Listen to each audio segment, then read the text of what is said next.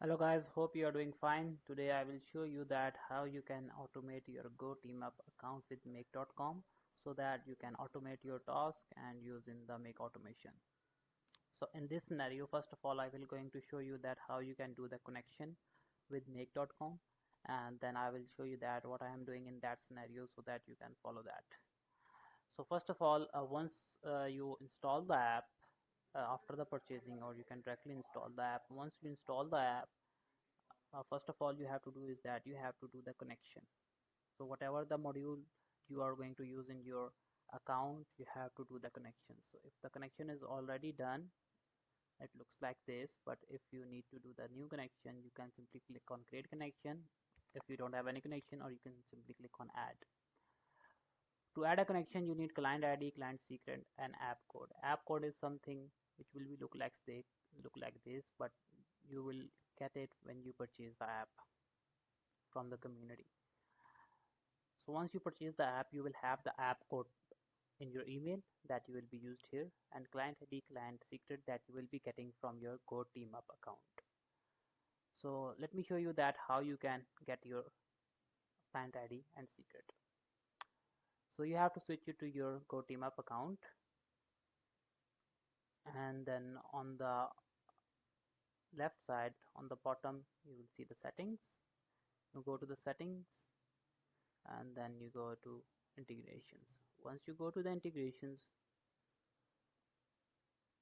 then you will have scroll down to API section. This is the API section. So click on options and click on, if you have already the token, then click on manage application, otherwise it will ask you to create it. So manage applications, and then it will ask you to create an API integration if you don't have already. Okay, so in that case I'm going to show you how you can create a new connection. So click on create integration. This will be the name of your integration, make connection, and then there is a type of application which should be business in my case, because I have to do the operations that are related to business as well, not only particular to customers. And then you have to choose a logo. I can choose logo, you can put your own logo. The domain URL, that should be your make account URL, and auth return URL, that will be the auth make URL. So under the make documentation, auth 2.0 documentation, you can see that they have mentioned their make URL. You can copy this URL. You can get this URL from a video as well. I will push it into the description of the video. And in the domain URL, so you can simply same URL but without auth. And scopes, you want to read and write.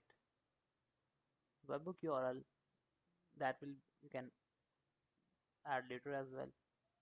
That is something if you want to get the instant notification of anything related to Teamup API. After that, you simply have to do is that click on create connection, and then after clicking it, it will give you client ID, client secret. That is something you have to do it. So what I have to do is that copy it and go back to make, use the client ID here, client ID, copy it and go back here and use it here. And this will be the app code.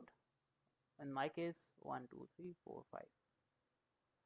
Click on save. Once you click on save, first it will authorize the code, app code. If the app code is valid, then it will going to redirect you to the authentication screen where you have created the application. It will ask you to which profile you want to choose, and then click on authorize. Once you click on authorize, it will authenticate, make sure that auth URL is fine, and then close the window.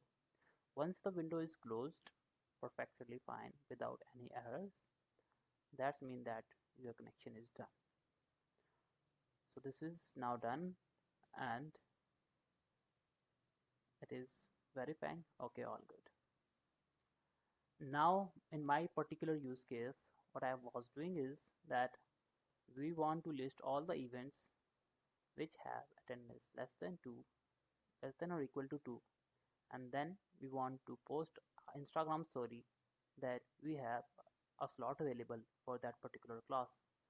So I'm going to search event which are active and status is not full, and start time is today. Start time is tomorrow, because we want to post a story today that we have a slot available for tomorrow class.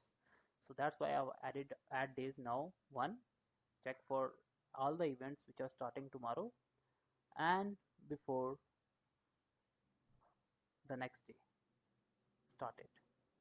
So that's, you can say that from today tomorrow, like 12 a.m., starting from 12 a.m., and the day after tomorrow 12 from the midnight 0000. Okay, and then this is occupancy not full, and there is a filter that which I don't want to check the events which does not have these values, and then I'm going to make sure that attendance count is less than equal to 2. I'm combining all the events, and then after combining all the events I'm going to iterate the array on it. After going iterator, that means that these are all the events which are fulfilled this condition. Then I'm going to do is that list instructor of that particular event, because we have a instructor related to each class. And then in the Google Sheet, we are going to do is that we are going to search that instructor, because we have a sheet in which we have all the instructor templates or videos against each instructor, and this will be actually that we have a default value that if there is no instructor found, this value should be used. And then there is, we have set up a JSON to video template, and these are the JSON of that template, and we are passing that Google Drive, like, and then on the story we want to mention that days of the class, like it's tomorrow, what will be the day of the day class, and then starts at event start as, and the name of the event. And then we are waiting for it to create a video. Once the video is created, then it will be pushed to our Instagram account to upload a media, and the upload media we just are going to use, the caption does not work on stories, it's fine. So you have to choose media type stories and video URL in case of stories, if you want to do a video URL. And then there is a delay, because this module takes time to upload the video into the meta, and then it will give us the container ID. That means that this container ID will be used to publish a media, and then when we are going to publish a media, we have to use the same creation ID, and then the story will be uploaded. So overall, what we are doing is that we are listing down all the events that are starting tomorrow and which have the class availability. We are going to post it on our Instagram story that we have the available slots for that events. Thank you. If you need that blueprint, please join us, and we will have the blueprints in the comment section as well. If you have any questions, don't hesitate to reach out to us. Thank you. Have a great day.